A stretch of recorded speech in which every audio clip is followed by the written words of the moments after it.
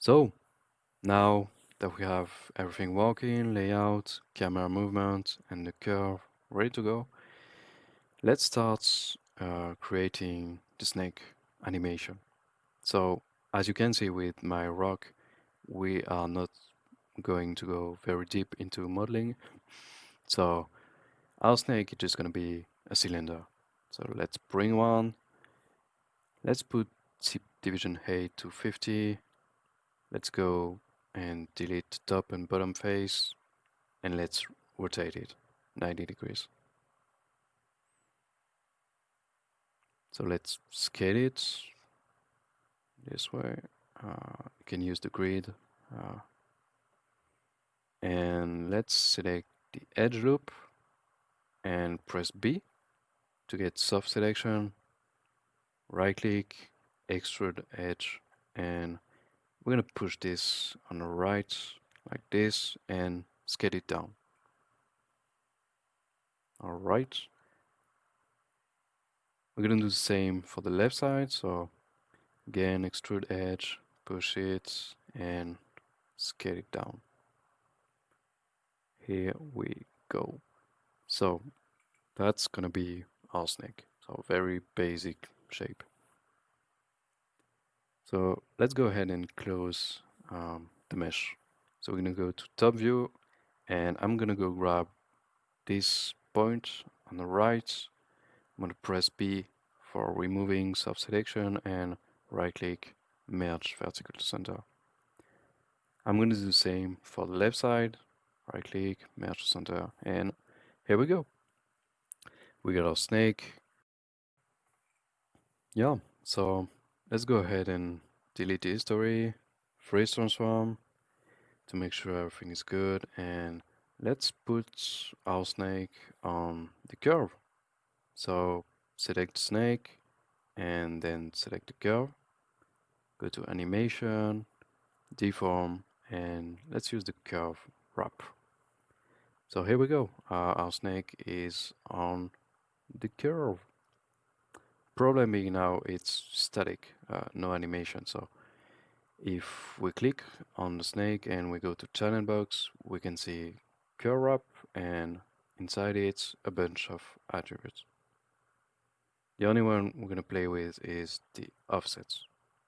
I can see now, yeah. So the snake is moving along the curve. So obviously we're gonna keyframe that attribute. So let's go in our camera, and on the first frame I'm gonna put minus 0.30, so the snake is barely entering the shot. Keyframe this. Let's go to the last frame, and let's put 1 and keyframe again. And here we go. So we got a snake animation looking good. So the first problem, of course, is there's a lot of interpenetration with the ground, and this can be a huge problem when we can jump into dynamics. So let's first fix this. So let's go to control vertex mode, and let's grab the point where this is happening. Go to the frame, and let's, yeah, up these two. So it's okay to have some penetration, but not something like crazy. Seems to be good. And also now that we have our snake animation, we can keep modifying our curve. So yeah, let's just change this one. Let's make this one even higher. Looking good.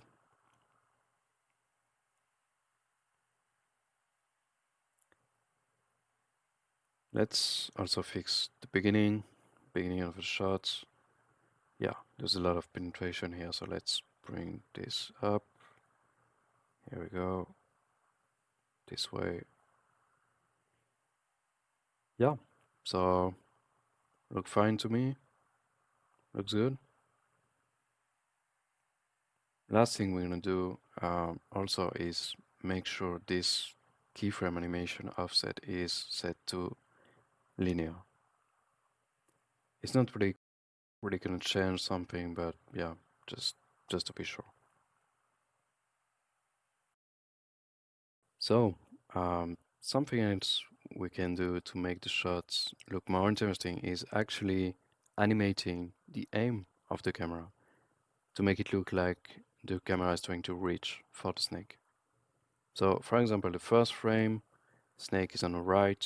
Let's push the aim on the right a little bit. Let's keyframe this. Let's jump to frame 30, where the snake is up, and let's try to reach it with the aim. Keyframe this again.